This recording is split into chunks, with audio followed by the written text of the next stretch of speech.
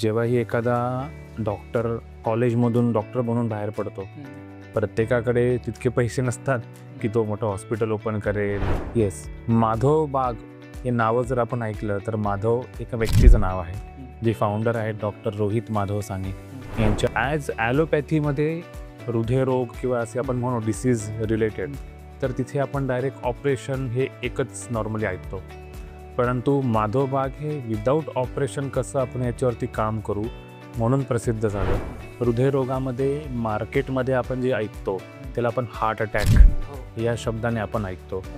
तर आपण 100% या ब्लॉकेजेसला पुढच्या 3 ते 4 महिन्यामध्ये पुन्हा रिव्हर्स करू शकतो. याच्यामध्ये डायबिटीस आहे. डायबिटीस तर आता भारत ही डायबिटीसची एक राजधानी आहे आजच्या तारखेला.